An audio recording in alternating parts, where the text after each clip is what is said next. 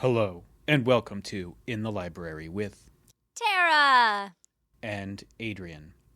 Today is March 6th of 2025. And what is the big topic we are here to discuss today? Well, you chose the theme this week, and you chose Goosebumps. I sure did. You were probably too young for the first wave of Goosebumps. No. No?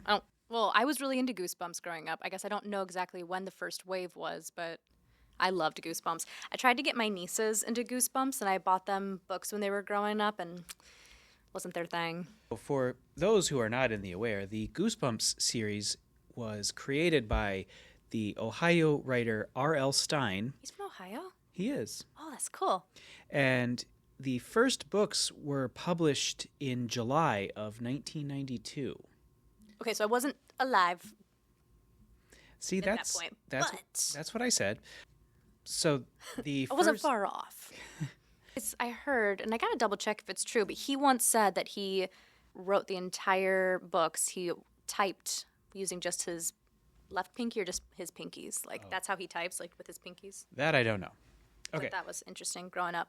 So premiering in July of 1992, the series launched with Volume 1, Welcome to Dead House, and that same month, Volume 2, Stay Out of the Basement, and then coming hot on the heels of that, number 3, Monster Blood, to officially make it a series, published by Scholastic, which led to quite a number of legal problems later on. Why? There was some dispute over whether he owned the series or Scholastic owned the series. Yeah, that led... If you'll remember, he stopped writing Goosebumps for a while and switched to Fear Street. Yes. Part of that... Because of the issue? Part of that was because of the issue. He also wanted to start writing for an older audience, but he had to argue with Scholastic over who owned his work. That's lame. If it's your creation, it's yours. You may have been around for the second re-release because they got all relabeled Slappyland Goosebumps Classic. So I am familiar with those. Those are the ones that I found at Barnes & Noble when I was buying the books for my nieces. But no, I read the original ones.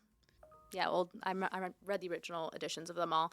And I read a bunch of them, but there's like one that always stuck in my head. And I don't remember everything about it. I just remember that the kid was living with the aunt for a while. The aunt was deaf and refused to learn sign language. Mm-hmm.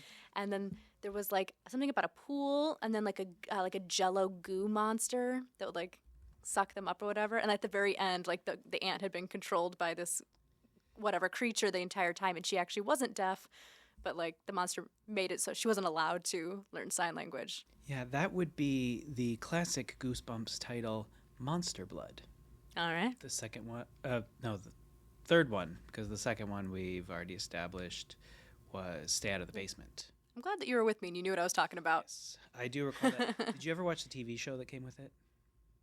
No, but I don't think so. But I liked some of the movies growing up. Like I watched Don't Think About It on repeat. And then I got my eldest niece. She was obsessed with it too. So we would always watch it together. So I'm pretty sure I know every line to that movie.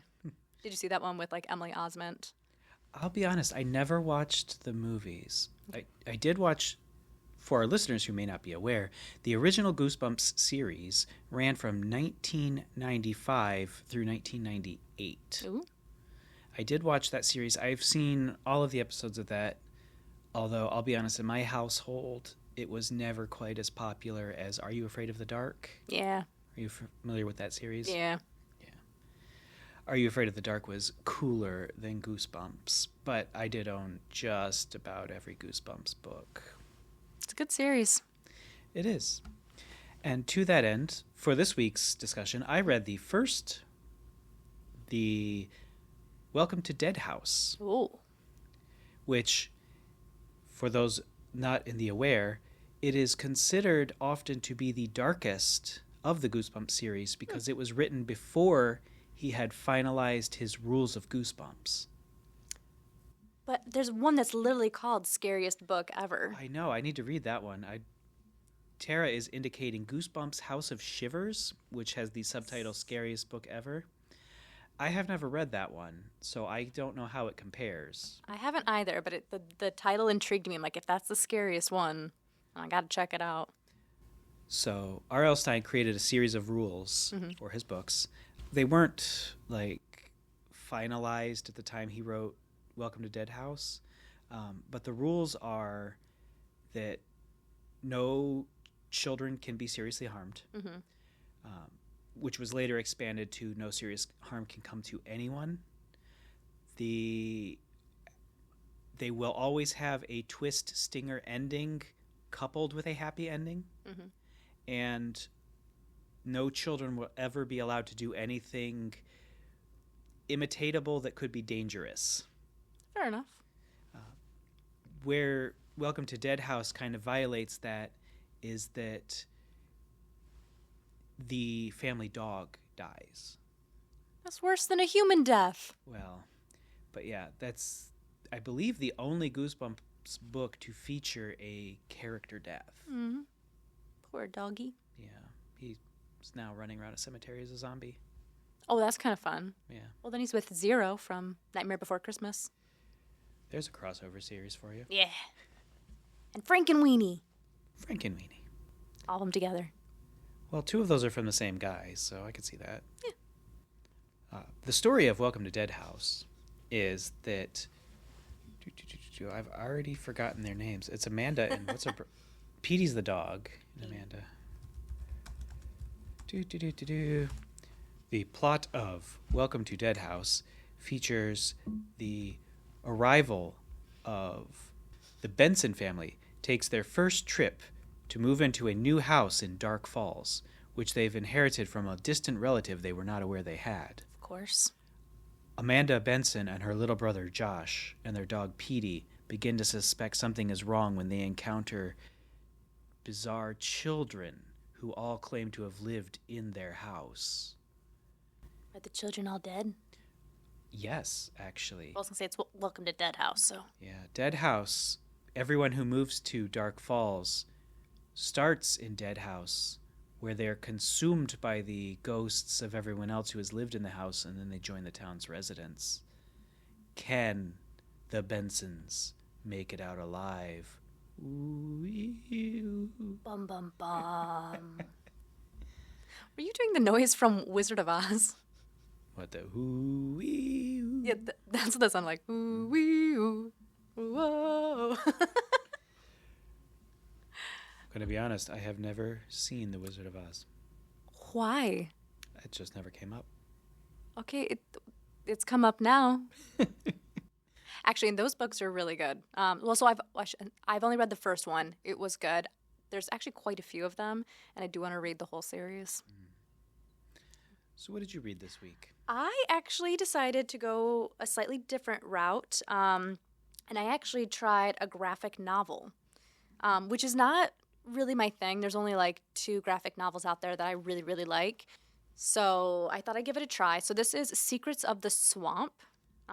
So it is his story, but this was also written and designed by, I'm going to say this name wrong, Marieke Nijkamp and Yasmin Flores Montes. Do you know how to say that first name? Marieke sounds correct to me. Okay.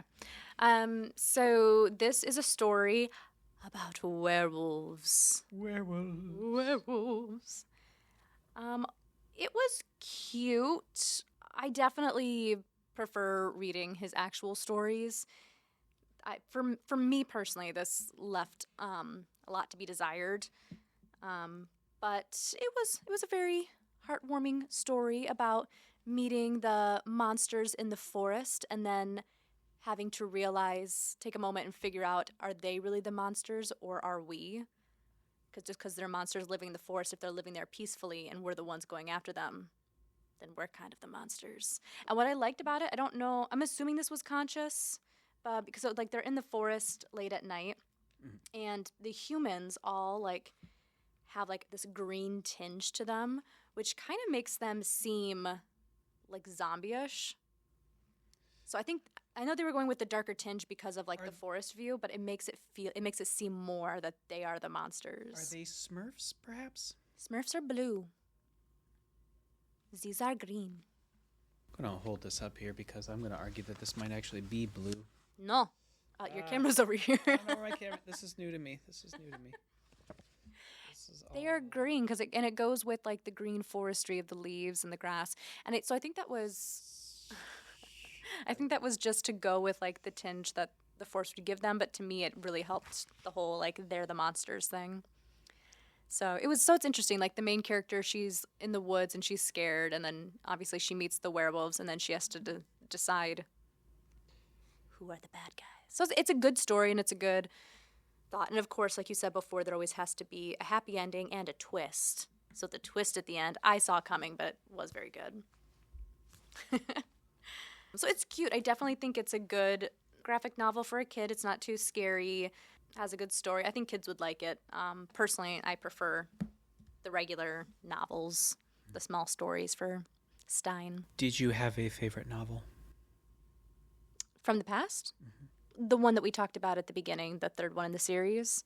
Yes. Yeah. I don't know why that's it. I read so many of those stories, and that is the one that like has always stuck with me. For me, my favorite one is the one where the kid turns into the comic book character. Yeah. Do you remember that one? Vaguely. So, R.L. Stine, Attack of the Mutant. Ooh. That is the one about a comic book where you would visit this animation studio factory and they convert you into comic books. That doesn't sound like a horror story to me. I'm down. Where do I sign up? Can I choose the comic book I'm put into? No. So, with your luck, it's going to be the Smurfs. I love the Smurfs. My car is the Smurfmobile, and I have a little Smurf that rides shotgun, which turned out really well when I was at the Bedford blood drive last week because I'm afraid of needles. So my Smurf came in, and I held him. He was my emotional support Smurf. Made people laugh. Emotional support. So, I grew up... we may have talked about this at some point. I grew up in Germany. Mm-hmm. Yeah, we did. I didn't know what a Smurf was because... in Germany, they were the Schlumpfs. The Schlumpfs. I like that name. So when I was first introduced to Smurfs, and I was like, oh, it's the Schlumpfs. And everybody looked at me like I was really weird. But didn't you say it didn't originate in the U.S.? Didn't we change the name? I believe it started in France, but allow me to double check that. In Francais. So the Smurfs were Belgium. Really? Yes. Comic artist Peo, the pen name of Pierre Couliford. They premiered in 1958. Well, they're making bank. They're still making those movies. They sure are. The original work was The Flute with Six Holes. When they came out, Les Stumpfs? Les Stumpfs? And Les Smurfen. Makes you wonder why they changed the name for different countries and where they got the names from, because none of those, like Smurf doesn't mean anything. So why not just keep the original name? So, the Stumpf is pronounced like the German word Strumpf, meaning sock. However, the originator of the comic strip says that he forgot the word for salt and asked him to pass the Strumpf. And so he started joking about Strumps and just decided that was going to be the name of his creatures. It's a weird story. Okay. I don't know the word for salt. I'm gonna call these things the salt. He forgot the term in his own language? Well, he's Belgium, and he was visiting French. Oh, okay, I'm with you. Languages are hard. Yes, they are. Languages are very hard. Listeners, if you study a second, third, fourth, fifth language, we salute you. Mm-hmm. I really want to learn ASL. Wait.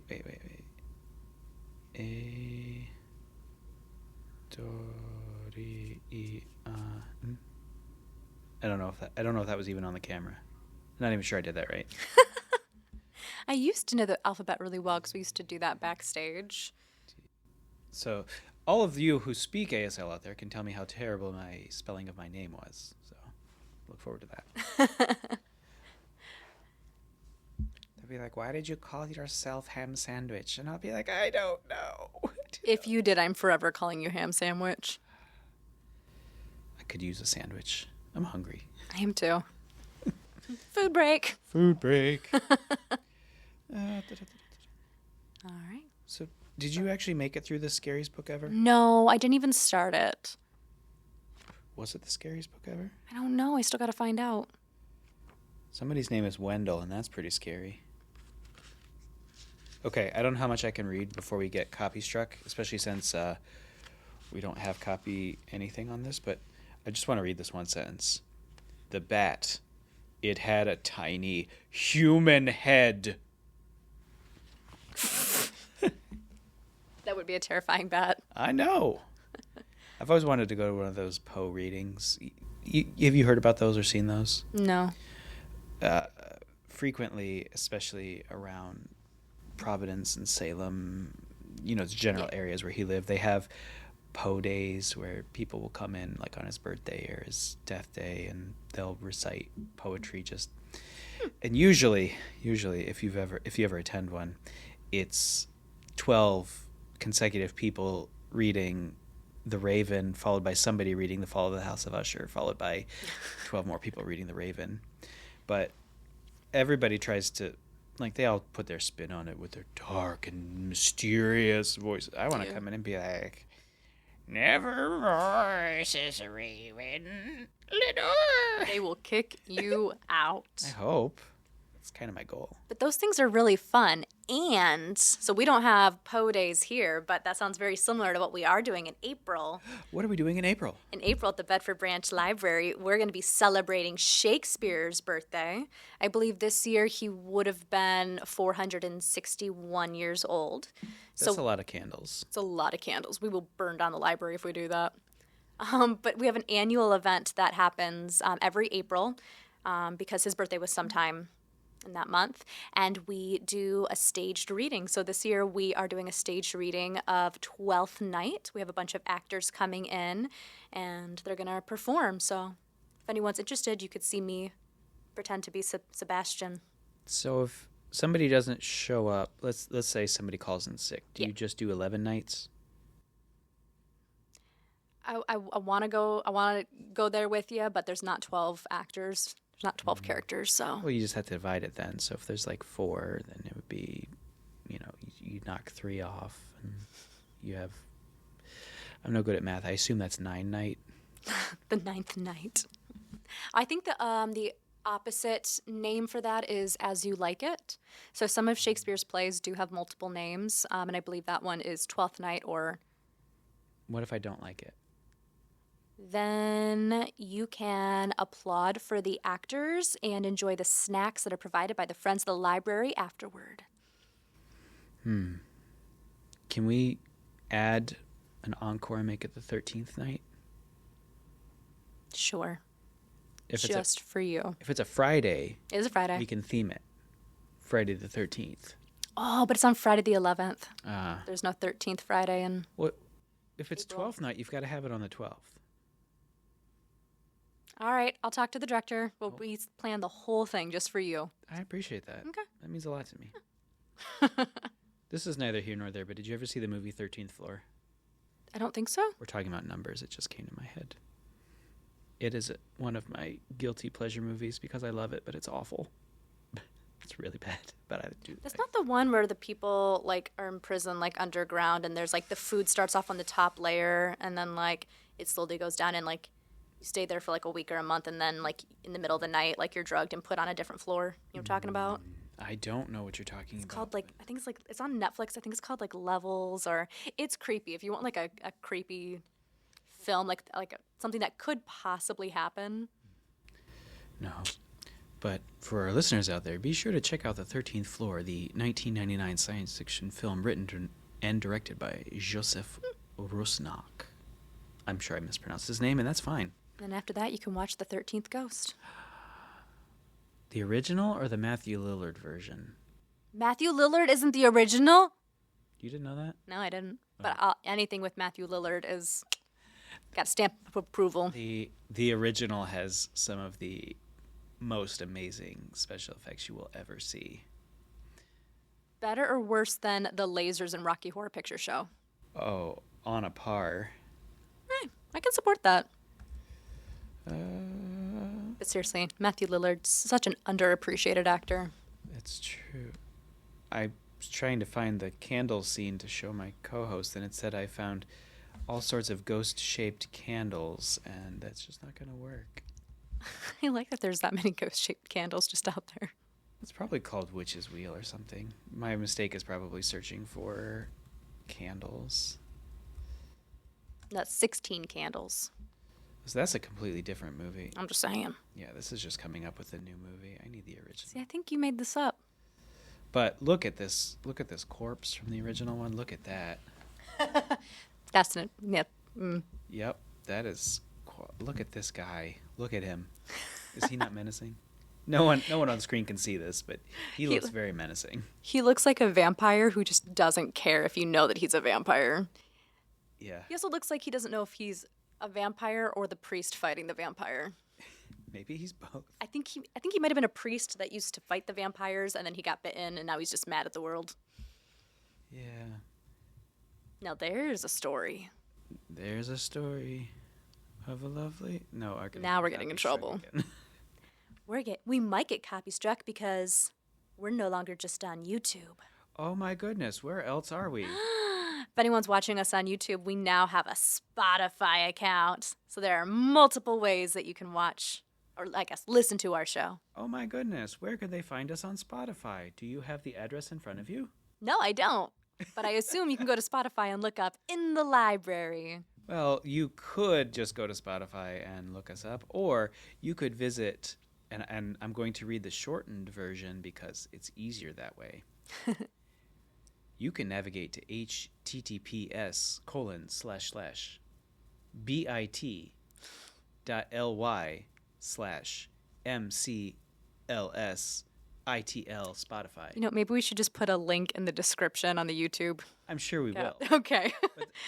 I always enjoy when, I know this is probably not cool for anyone else, but I enjoy when people try and read like long URLs into an audio thing, and you're sitting there like, I could be writing this down or typing this, and I am not going to because nope. Yeah. That happened probably before your time. But back in the late 90s, early O's, companies would try and push their website all the time. Visit us at Jed's Warehouse and Barbecue.com. Like, that's because everyone was just getting websites. They were excited. They're like, look at us. We're on the interweb. And you would go there, and there'd be a big, like, the title. In construction. Under construction, absolutely. It'd be an animated looping GIF of, like, a guy with a hammer, and you're like... Which I never understood that, because why wouldn't you, like, there should be something there. It takes more effort to have the construction thing there than just have, like, your basic website. Well, when all you know how to do is put up a picture of a construction worker, that's all you do. I think there were a couple different companies that they had just the construction there, and they never bothered to actually get the website. I worked for some of those companies. Anyway, that's neither here nor there. So follow us on Spotify, guys. That's the key for this. And since we're doing this all at once, be sure to, if you are listening to this on YouTube, be sure to like and subscribe and hit that ring bell for notifications so you get updated every time that In the Library with Tara appears. And Adrian. Nobody wants to tune in for the Adrian. You've been doing this for so long. So on that note, I think it is time we switch gears. Let's talk about what's going on at your local library. Bum, bum, bum. Bum, bum. Why don't you start us off? All right. Well, coming up at the Bedford Branch Library is going to be Heartfulness, Relaxation, and Meditation. This will be on March 22nd, 2025, from 2 p.m. to 3 p.m. Experience a heartfulness meditation presentation that will be followed by practicing the relaxation and meditation techniques during an hour program that is conducted by a certified heartfulness trainer. It's for adults and teens, and there is no registration, so you can just pop on by. I'm going to get way too close to the mic for this reading. So the Dundee Branch Library is pleased to present Spring Family Concert, coming very soon on Saturday, March 8th, 2025 at 10:30 a.m. We welcome Beverly Meyer, the music lady, to Dundee Branch Library for this spring family music concert. The music lady will provide songs for the children of all ages to sing and dance to. We invite the whole family for a morning of music. This event will take place on the lower level. Music will be geared towards children elementary age and younger, but all are welcome. Register online. And if you can see the video on this, I'm holding up what will probably be a very blurry card for you to read. Fantastic. Yes, lovely. All right, coming up, we have a couple different St. Patty's Day events. So at the Ida Branch Library on March 16th at 3 p.m., they're having a Celtic Crafternoon, 2D Irish knot designs. You can explore the ins and outs of the Celtic knotwork in honor of St. Patrick's Day. That is for kindergarten to 8th graders on March 16th. And then at the Frenchtown Dixie Branch Library, they are having a St. Patrick's Day party. That'll be on Monday, March 17th from 5:30 to 6:30 p.m. If you're feeling lucky, plan to enjoy some shenanigans with us at the Frenchtown Dixie Branch Library. Don't forget to wear green. And they would like you to register, so you can do that online or over the phone with a librarian. This is for kids and families on March 17th. I appreciate that they went with shenanigans. I like. You should eat at Shenanigans. They have great food. What's that place you like with all the stuff on the walls? Yes. So if you know that movie, just comment. I need someone else to know what's going on in our crazy heads. Eat at Shenanigans. We have great food. Eat at Shenanigans. Calvin works here. Anyway. Okay, I'm not with you anymore. What? Which one are you talking about? What are you talking about? Waiting. That's not what I was talking about. Which one are you talking about? Super Troopers. Oh. What's that place on the wall, the place you like with all the stuff on the wall? It's like, you mean shenanigans? Oh. Okay. You guys got multiple movies to watch. Multiple movies. The Dorsch Memorial Library is pleased to present Cookies and Canvas coming March 20th, 2025 from 5:30 to 6:30 p.m. Would you like to create a painting, eat some cookies, and enjoy the company of your teen or tween? Come to the Dorsch Memorial Branch for Cookies and Canvas. This program is geared for children 10 and older and their loved one. Space is limited. Please register each participant. Register online. I need to take a moment and preference that no one needs to feel pressured to come to any of our events. That was not a threat. All are welcome. We will be very friendly, and I apologize. How you doing, Adrian? I'm trying to put a different spin on each of these. Oh, we got that. Coming up at the Dundee Branch Library, we have Movie Madness. Join us for the Movie Madness at the Dundee Branch Library. Dress cozy and feel free to bring a blanket and or a pillow. So the upcoming movie will be on March 22nd at 1 p.m. Lyle Lyle Crocodile. All movies rated PG, and please register online. The Bedford Branch Library is pleased to present Craft Supply Swap coming Saturday, April 5th, 2025 from 1 to 3 p.m. Rehome your used craft supplies and find new-to-you items to spark your creativity. Donate your unwanted craft supplies March 17th through April 4th, then attend the Craft Supply Swap on April 5th. Take as much as you'd like. It's a craft free-for-all! I haven't finished my coffee this morning. We're on very different energy levels. I appreciate where you're at. I just I need to get to that level.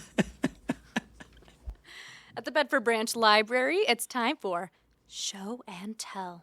You can bring an interesting artifact, travel memento, a beloved toy, family heirloom, or something else you would like to share. Be prepared to talk for a few minutes and answer questions. This will be on Thursday, March 13th at 4 p.m. If you just want to come and see what people are showing and ask them questions, then you don't need to register. You can just come on out. But if anyone is really excited and has something they'd like to share, then please register so that way we can make sure there's enough time for everyone. Sounds good. The last thing I've got here is that the Bedford Branch Library is pleased to present Murder Mystery Night. Step into a world of intrigue and deception at our exclusive Murder Mystery Night. Channel your inner detective and join fellow sleuths in unraveling a thrilling whodunit. This is an immersive experience where you become a key player in solving a crime. We have 2 dates available. There is March 29th, 2025 from 5 to 7 p.m. That is a Saturday after normal library hours. And then we have the same mystery for those who are not able to make it to the first program. The first date. That'll be coming April 5th, 2025, also from 5 to 7 p.m. Register at the Bedford Branch Library. I'm afraid I do need you to come and register in person because there is some information you'll need to take home so that you can properly participate. But it's the same story both times, so they should only register for one of the days, correct? That is correct. If you are interested in participating, we do ask that you only register for one date because the same mystery will be presented on both nights. I don't know if it's true, but I was told I could possibly get to be the dead body, and I'm very excited about it, so there's a possibility someone gets to kill me. Come on out. I'm going to register now, too. Yeah, I saw that coming. But no, seriously, the program, there are 15 slots for the March 29th one. At this time, 5 of those slots have been taken, and we do need to fill 15. There are actually 20 roles, but the 5 are optional. Mm-hmm. So we do need at least 10 more people to sign up. So, yeah. Well, still sign up fast. Those events usually get sold out pretty quickly. We're hoping. They usually do. Well, that's been it for us. We'd like to thank you for tuning in, and I know I've said this once before this episode, but please be sure to like and subscribe, hit that ring bell for notifications. Do be sure to check us out on Spotify as well. Yes. And join in next week. I'm not going to say who it is, but we are going to have a new local author on the podcast. And so we're going to talk about her book and the fun fact that it was written here at the Bedford Branch Library. Right here at your Bedford Branch Library. This is when you hit the cheering button. Oh, yeah. Perfect. Love it. Perfect. We're so professional, guys. 7 out of 10. Perfect score. Do you know that? Do you know that joke? No, I was about to say it's a good thing we're librarians and not mathematicians. Well, this has been us with In the Library with Tara and Adrian. Oh, yeah. Ow, ow, ow. Seriously, I need more coffee to be on your level. Isn't that how the radio DJs do it, though? Not since like the 80s. Listen, I'm old. Okay? You're very much on like Good Morning Vietnam.